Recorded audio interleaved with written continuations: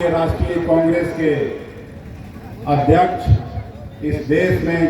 गरीब गुरबों और मजलूमों की आवाज परम आदरणीय मल्लिकार्जुन खड़गे साहब,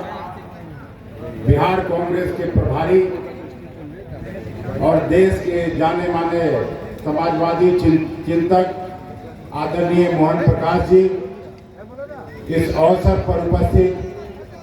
आप सभी के लोकप्रिय और कर्मठ सांसद डॉक्टर जावेद साहब, राज्यसभा में हम सभी के सहयोगी CWC के मेंबर आदरणीय नासिर हुसैन साहब, आदरणीय मदन मोहन झा साहब,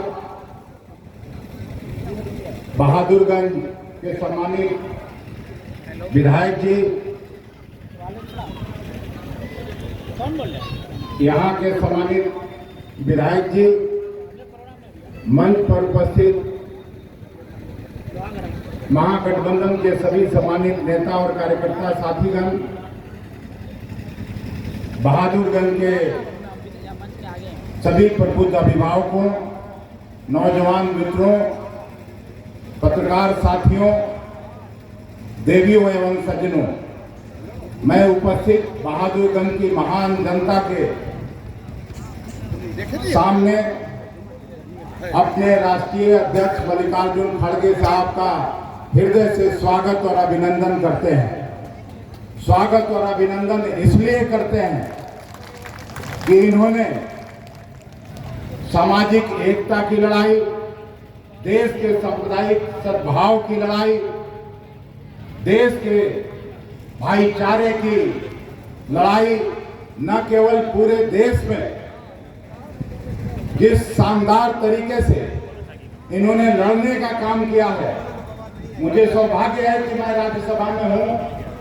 और राज्यसभा में जिस तरह से मोदी से आंख में आंख डालकर खड़गे साहब उनके बुरी नीतियों का, उनकी खंडकारी नीतियों का विरोध करते हैं, उससे हम सभी साथियों का सीना गर्व से चौड़ा हो जाता है। और मुझे पक्का विश्वास है खड़गे साहब अकेले ऐसे नेता हैं जो दक्षिण से लेके उत्तर तक, पूरब से लेके पश्चिम तक कांग्रेस के नीतियों का, नेहरू जी के नीतियों का, इंदिरा जी के नीतियों का सबका आवाज बनकर आज खड़े हैं। और आज बिहार में पहले चरण का मतदान चल रहा है और जिस तरह से फोन पर खबरें मिल रही हैं कि चार की चारों सीटें निश्चित रूप से महागठबंधन जीतने जा रही है। हम आप सभी को धन्यवाद देते हैं। जब पिछली बार 40 में से 39 सीट आपने मोदी और नीतीश कुमार को दे दिया था, उस समय भी किशनगंज की जनता ने डॉक्टर जावेद को अपना प्रतिनिधि बनाकर लोकसभा में भेजने का काम किया था। हम आपके सामने सिर झुकाते हैं और डॉक्टर जावेद एक ऐसा सरल सीधा व्यक्ति जो लगातार लोकसभा में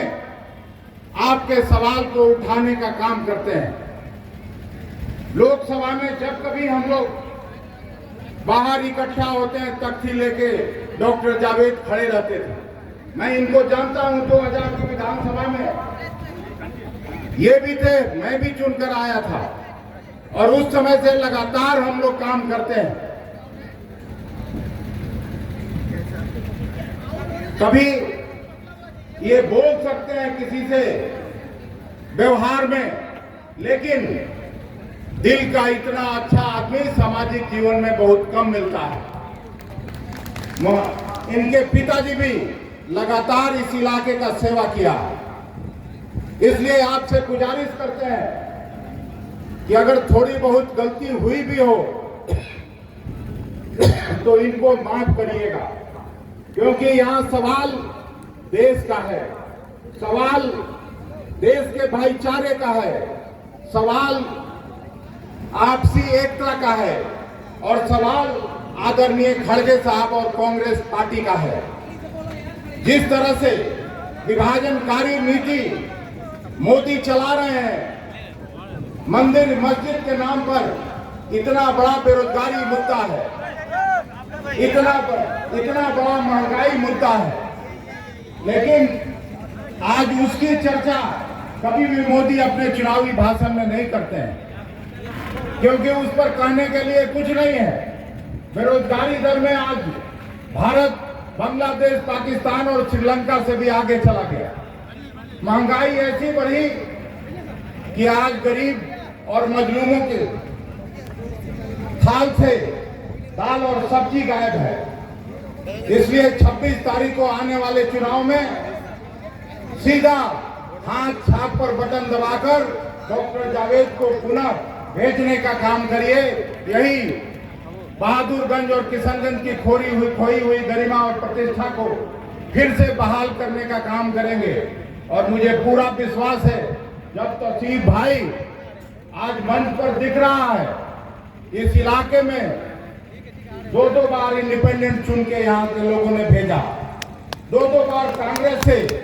चुनकर ये आए, और ये जब लग गए तो मुझे आशा ही नहीं,